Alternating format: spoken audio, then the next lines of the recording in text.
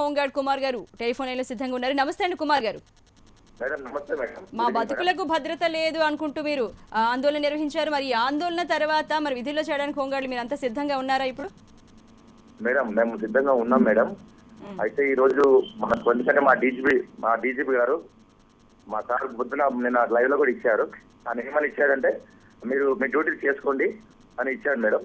ఇచ్చిన తర్వాత మా వాళ్ళు కూడా సరే పెద్ద ఆఫీసర్ మనకు చెప్పినప్పుడు పోవాలి. నిన్న కూడా చెప్పినాం మేడం, సార్లు కూడా మేము వెళ్ళిపోతాం సార్ అన్న తర్వాత కూడా కొంచెం జరిగింది.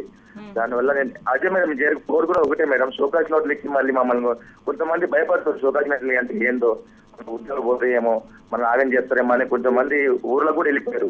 సిటీలో కూడా ఎవరు లేరు, భయపడుతారు. అంటే ఇప్పుడు మేము ఉద్యోగం చేస్తున్నామని ఊర్లో తెలుసు.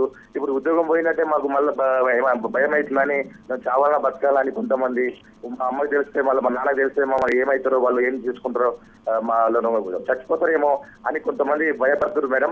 ఉదయం నుంచి మా వాళ్ళు అందరూ ఫోన్ చేస్తారు. నేను అందరికీ అదే చెప్పిన, ఏం కాదు మన కేసీఆర్ గారు మన అన్యాయం చేయరు, మన కొట్టల మీద కొట్టాడు. మనం కూడా తెలంగాణ కోసం కొట్లాడినాం, తెలంగాణ కోసం పోరాడినాం.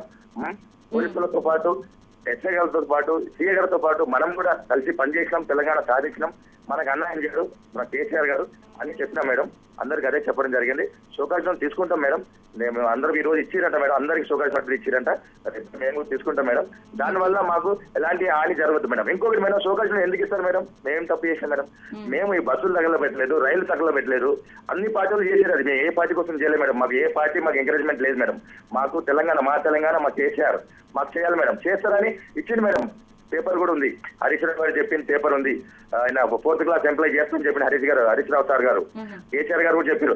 వాళ్ళు చెప్పిన మాటని మేము అడిగడం తప్పించి మేము వేరే ఇంకా ఏది అడగలే మేడం.